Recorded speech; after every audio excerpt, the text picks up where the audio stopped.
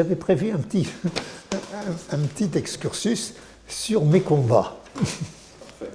Alors, l'Alex Mercatoria, ça y était.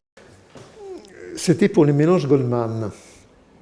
Et il savait très bien, Goldman, que je n'étais pas un fan de l'Alex Mercatoria. Et bon, enfin, j'avais peut-être écrit dans un move, je ne m'étais pas pris vraiment à l'Alex Mercatoria. J'avais dit que voilà, que c'était pas, que je préférais qu'un attachement à une loi. Bon. Et c'était Antoine Lioncan qui manageait un peu les mélanges Goldman, avec qui il avait travaillé un petit peu dans le droit du commerce international, qui m'avait dit, mais est-ce que vous ne feriez pas quand même part de votre opinion de fond vraiment sur l'Alex Mercatoria, et même de façon critique? Alors, je dis oui, ça m'intéresserait beaucoup, c'est évidemment un très très beau sujet, mais quand même dans des mélanges de Goldman, c'est un petit peu gênant, quoi. Et je pourrais faire un autre sujet. Alors il m'a dit, mais non, mais c'est lui qui aimerait, il sait que vous n'êtes pas d'accord, il a pour vous beaucoup d'estime, etc. Il était dans mon jury d'agrégation, mais il est d'accord et c'est promis, évidemment, je n'allais pas l'insulter dans l'article. Bon, alors ça m'a demandé énormément de mal cet article, hein, parce qu'il a fallu assimiler toute la théorie des ordres juridiques, lire Santi Romano dans le détail. J'ai eu de longues discussions avec Gotto, évidemment, parce que maintenant je vois qu'on publie Santi Romano comme si c'était des publications faites par... Bon, alors tout ça, ça a été fait par Gotto et François, il s'appelait, je crois. Bon. Alors, après toutes ces discussions, j'ai fini par sortir cet article. Et ce qui m'énervait un peu, on peut dire, ce qui ne me plaisait pas du tout, c'était cette volonté de faire de l'Alex Mercatoria un ordre juridique, secrétant ses propres règles. Parce que je n'étais pas choqué, ça m'agaçait un peu, mais je n'étais pas vraiment choqué quand on expliquait que c'était une pratique courante qu'on pouvait, à la limite, qualifier de Lex Mercatoria. D'accord. Mais alors, Goldman, lui, il était devenu vraiment un ayatollah de la Lex Mercatoria. Alors là aussi, il faudra peut-être supprimer le mot, mais pour lui, c'était vraiment quelque chose de très très important.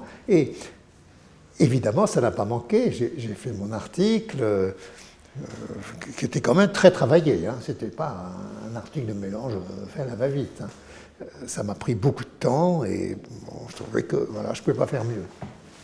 Et alors, il m'a couvert de fleurs à un moment, en me disant, parce que Bredin avait fait un petit article un peu à la Bredin, brillant, mais rapide, léger, une petite dizaine de pages à peine.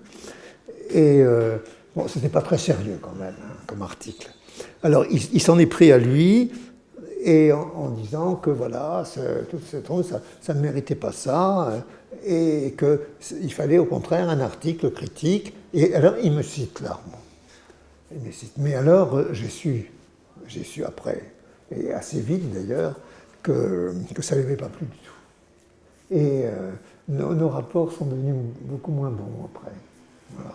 Alors, je n'en dis pas plus, pour pas qu'il y ait d'autres choses à effacer. Mais enfin, Goldman, moi j'avais beaucoup d'estime pour lui, bien que il y avait les écoles Goldman et les écoles Batifolles, et évidemment la mienne était autre. Le personnage était différent, mais enfin, c'était quelqu'un c'était un grand bonhomme dans son domaine. Mais ça, c'était une espèce de religion. Et ça je n'aimais pas. Voilà. C'est ça le fond de ma pensée. Et surtout l'analyse de l'Alex Mercatoria en un ordre juridique. C'est pas un ordre juridique qui se crée ses propres règles, parce qu'à ce moment-là, on pouvait mettre tout ce qu'on voulait dedans. Hein. Et voilà. Et est-ce que ça a eu un lien avec votre rapport à l'arbitrage ensuite? Oui. Ah ben, j'ai jamais été un fan de l'arbitrage, je veux dire. Mais bon, j'en avais 2, 3, c'était intéressant à voir. Mais j'ai pas aimé l'arbitrage quand même, comme autant j'avais un respect quelquefois critique, mais pour les magistrats des cours et tribunaux. Oui, des tribunaux aussi, je vous dirais aussi peut-être une petite anecdote, mais qui celle-là est très, très, très, très gentille et ne met en cause que de façon sympathique pour la personne. Mais pour l'arbitrage, après ça, ça a été complètement fini. J'en ai plus. Il y a eu quelque chose qui a été très douloureux. Ça a été, ça doit remonter vers 2005-2006. C'était une lettre ouverte de Vincent Euzet, qui était mon élève, que j'aimais bien, dont j'avais dirigé la thèse, et avec qui j'avais des très bons rapports, mais qui était un peu difficile quand même comme caractère. Et alors un jour, je vois dans la semaine juridique arriver une lettre ouverte, signée par lui, écrite par lui, et signée par une trentaine de professeurs. Quand on regarde les noms, on voit quand même des gens qui sont très réactionnaires. Alors, vraiment contre l'Europe. Et c'était à l'occasion, le prétexte, c'était la décision qui avait été prise de transformer la Convention de Rome en règlement. Alors, ça se terminait par les professeurs qui enseigneraient ce texte, à prévoir, à venir, se déshonoreraient. Et ça s'intitulait « Le déshonneur des professeurs de droit ». Enfin, quand même. Et alors, c'était signé quand même par beaucoup de noms. Alors, moi, à ce moment-là, j'ai rassemblé mes troupes, mes troupes. Et alors, dans ceux, ou celles, dans l'espèce, dont je savais les convictions européennes, il y avait Hélène Gonmetano, qui était une vieille amie à Nancy. Et puis, il y avait aussi, qui était une européenne assez convaincue, mais également une internationaliste. Elle avait travaillé, elle a été secrétaire à la conférence de La Haye. C'était Catherine Kessel-Jean. Alors, je leur ai dit, voilà où on en est, vous avez pu voir ça, c'est absolument scandaleux, et il faut répondre. On ne peut pas laisser passer ça. Et alors, on a répondu à cette lettre ouverte, on a rédigé une réponse. Alors, heureusement que Catherine Kessel-Jean, qui connaissait beaucoup mieux les arcanes du droit européen, était là pour réfuter des points, parce que c'était long, la lettre ouverte. Et puis,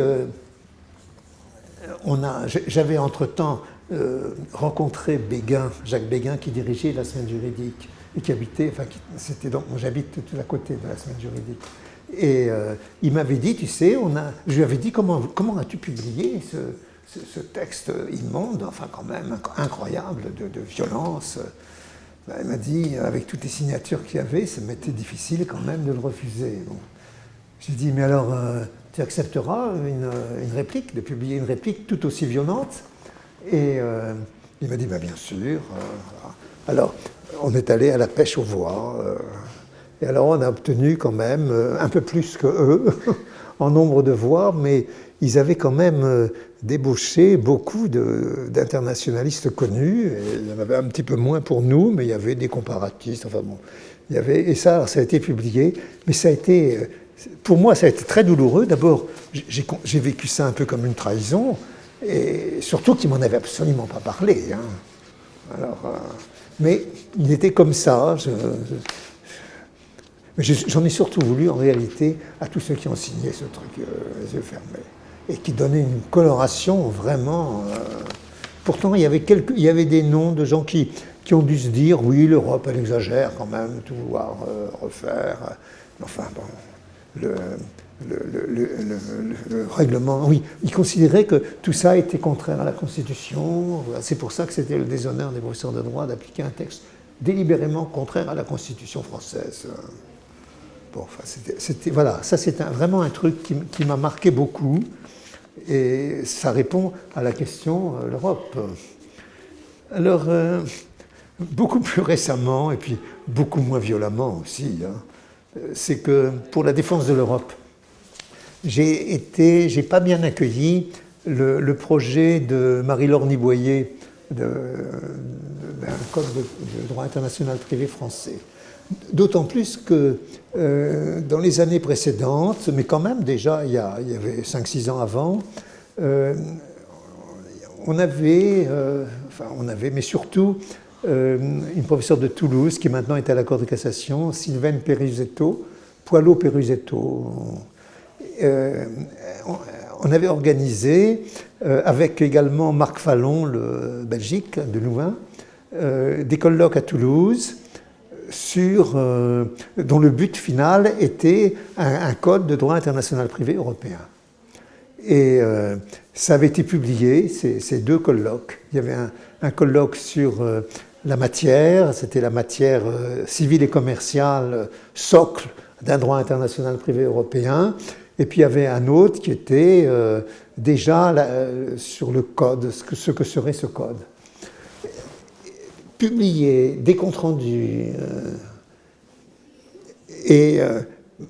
De ça, il n'était pas question du tout dans les projets, dans les exposés des motifs du projet de Marie-Laure Niboyer. Et je trouvais que, elle sait bien que c'est mon opinion, d'ailleurs, quand on a fait dans la revue critique avec Horatia et encore et Dominique Bureau, qui font équipe là pour la revue, et puis Sabine Corneloup, mais qui était moins engagée là. Mais moi j'ai critiqué beaucoup, mais les autres aussi implicitement en tout cas, de dire c'est pas d'un code français dont nous avons besoin, c'est d'un code européen. Et pour ça, il faut se mettre autour d'une table et pas faire ça en France. Et ça, elle l'a mal pris, je dois dire. Hein. Enfin bon, c'est comme ça. Elle sait que je ne suis pas d'accord, mais j'ai évité des mots qui soient trop blessants.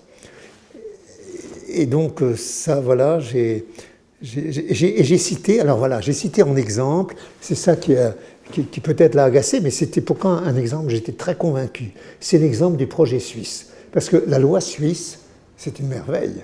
C'est vraiment le prototype de ce qu'il faut faire. Alors bien sûr, elle a été revue, on peut critiquer tel ou tel, mais la façon, d'abord, c'est eux qui ont rassemblé dans un même texte les trois branches, hein, conflit de compétences, conflit de loi, et fait des jugements.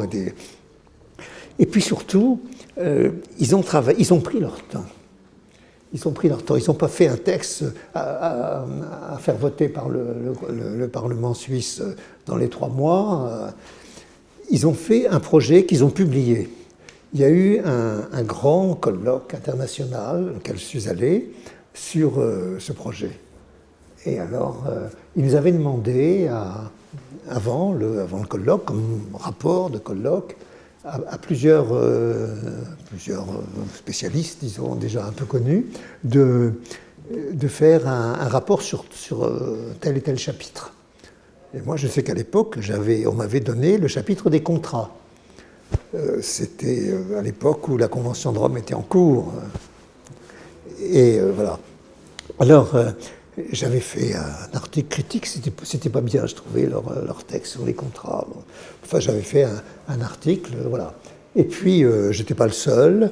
Et donc, ils ont publié dans un livre tous les critiques qui ont été faites avec le projet. Et puis, après, ils ont dit, le projet, il faut le reprendre. Il faut tenir compte de ces critiques. Ils l'ont repris, et c'est devenu leur loi, mais qui a tenu compte de cette mise à l'épreuve comparative. Ça, je trouvais que c'était admirable quand même. Il n'y a pas beaucoup je ne vois pas les Français faire ça. Se soumettre à la vie des Suisses, des Belges, de tous ces petits pays. Non, même des Allemands. Alors, ça a été, sur le projet Niboyer, ça a été de ma part un chant du cygne, parce que ça me rappelait beaucoup, je pense, de défense de l'Europe. Voilà, c'est des convictions profondes sur moi. Alors, dans les... Alors, dans mes combats, enfin, alors à ce moment-là, oui, c'était sur la nationalité, c'est sûr. Sur la nationalité, j'ai pas aimé du tout la loi de 1993. La loi de 73, j'ai beaucoup aimé.